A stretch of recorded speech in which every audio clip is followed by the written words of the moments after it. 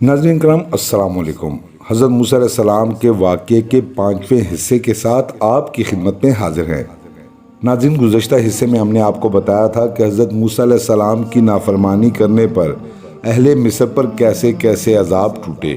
جب اہل مصر ان عذابوں سے عاجز آ گئے تو فرعون نے حضرت موسیٰ علیہ السلام اور حضرت ہارون علیہ السلام کو بلا کر کہا کہ آپ اور بنی اسرائیل مصر سے نکل جائیں، اس سرزمین پر چلے جائیں جہاں آپ جانا چاہتے ہیں، اپنے مویشی اور سامان بھی یہاں سے لے جائیں۔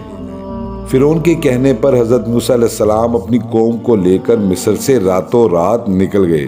فرعون بڑا چالاک تھا، اس نے ایک طرف تو جانے کی اجازت دی اور دوسری طرف اپنی فوج اور مصریوں کو حکم دیا کہ ان کا تعاقب کیا جائے۔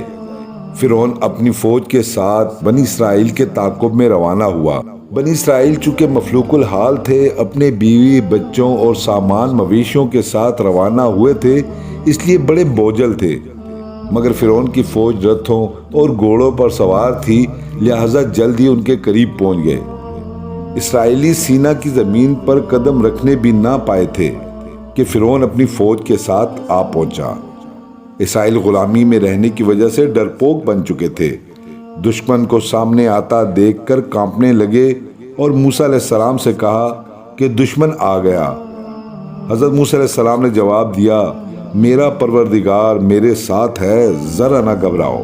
بڑی نازک گھڑی تھی، اسرائیلی نہتے تھے اور بال بچوں کے ساتھ تھے، لڑ بھی نہیں سکتے تھے، لیکن فرعون اپنی بے پناہ قوت کے ساتھ آ پہنچا تھا، مگر خدا جس کے ساتھ ہو اسے کون چھیڑ سکتا ہے۔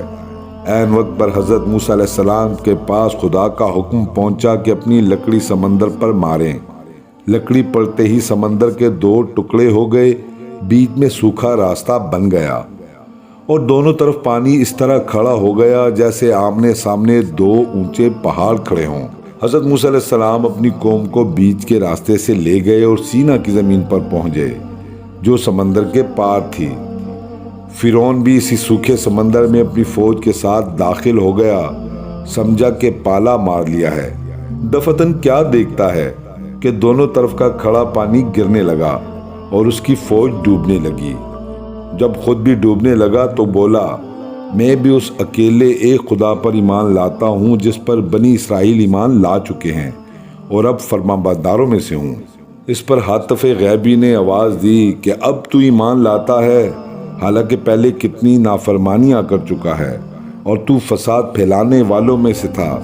تو اب یوں ہوگا کہ ہم تیری لاش مچھلیوں کو کھانے نہیں دیں گے، بگڑنے نہیں دیں گے، اور تیری لاش کو سمندر سے باہر نکال کر محفوظ کر لیں گے تاکہ تو سب انسانوں کے لیے نشانی اور عبرت بنا رہے جو تیرے بعد دنیا میں آئیں گے۔ اور یہ وعدہ خداوندی پورا بھی ہو گیا۔ فرعون اپنی ساری فوج اور کنبے کے ساتھ ڈوب گیا۔ فوجیں فرعون کی لاش کو خشکی پر لے آئیں۔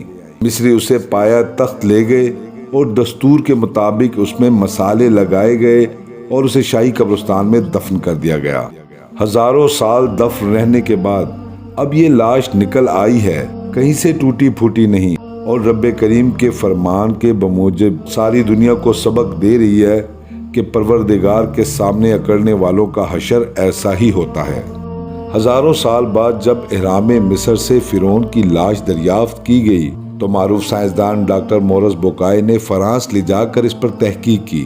تحقیق میں ایک بات ثابت ہوئی کہ رامسس دوم نامی اس فرعون کی لاش پر سمندر کے نمک کے ذرات موجود ہیں، جو قرآن پاک کے بیان کیے گئے اس واقعے کا ثبوت ہے۔ ناظرین اکرام، حضرت موسیٰ علیہ السلام اور بنی اسرائیل کا مصر سے نکلنا اور فرعون کی غرقابی تک کا تمام احوال مفصل طور پر 5 ویڈیوز میں آپ کو پیش کر دیا گیا ہے۔ آئندہ حصوں میں ہم آپ کو یہ بتائیں گے کہ فرعون سے نجات کے بعد بنی اسرائیل نے کس طرح حضرت موسیٰ علیہ السلام اور اللہ پاک کی نافرمانیوں کا سلسلہ جاری رکھا اور ان پر کیسے کیسے عذاب نازل ہوئے۔ امید کرتے ہیں آج کی ویڈیو آپ کو پسند آئی ہوگی، اسے لائک اور شیئر ضرور کیجیے گا۔ جزاک اللہ۔